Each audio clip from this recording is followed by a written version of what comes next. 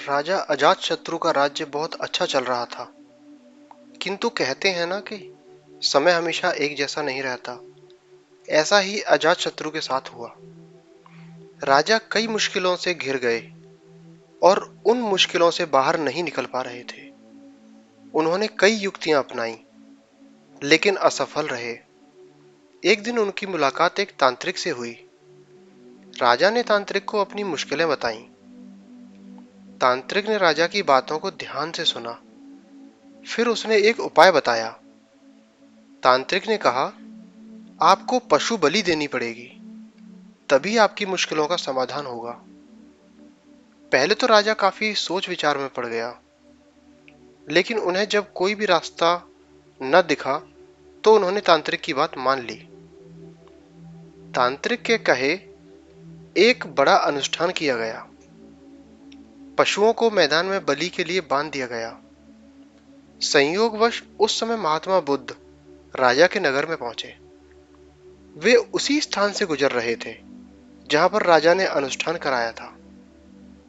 महात्मा बुद्ध ने जब देखा कि निर्दोष पशुओं की बलि दी जाने वाली है, तो वे राजा के पास गए और बोले, राजन, आप इन निर्दोष पशुओं को क्यों मारने जा रहे हैं?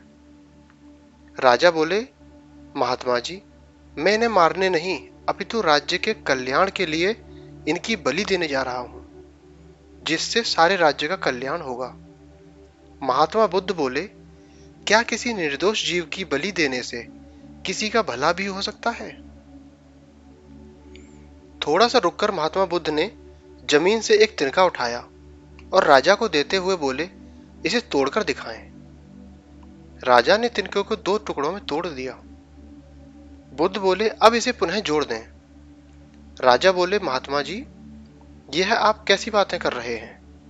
इसे अब तो कोई भी नहीं जोड़ सकता।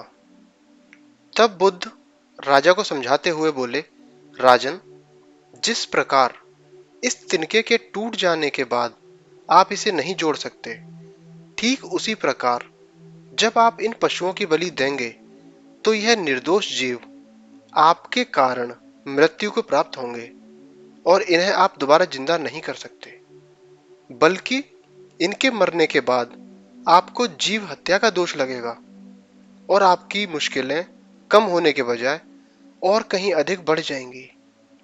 क्योंकि किसी भी निर्दोष जीव को मारकर कोई भी व्यक्ति खुशी नहीं प्राप्त कर सकता। आपकी समस्या का हल निर्दोष जीवों को मारने से कैसे हो सकता है? आप राजा हैं, आपको सोच विचार कर निर्णय लेना चाहिए। अगर आप सच में अपनी मुश्किलों का हल चाहते हैं तो दिमाग से काम लीजिए। मुश्किलें तो आती जाती रहती हैं, यही जिंदगी का सच है। किसी निर्दोष जीव को मारने से समस्याएं नहीं समाप्त होंगी, बल्कि उसका हल आपको बुद्धि से ही निकालना होगा। बुद्ध की बात सुनकर अजातशत्रु उनके चरणों में गिर पड़े और अपनी भूल की क्षमा मांगने लगे। अजातशत्रु ने ऐलान करवा दिया कि अब से उनके राज्य में किसी निर्दोष जीव की हत्या नहीं की जाएगी। थैंक यू दोस्तों। आपको हमारी कहानी अच्छी लगी हो तो इसे लाइक करें, शेयर करें और हमारे चैनल को सब्सक्राइब करें। मिलते हैं आपसे बहुत जल्दी एक नई कहानी में। Thank you.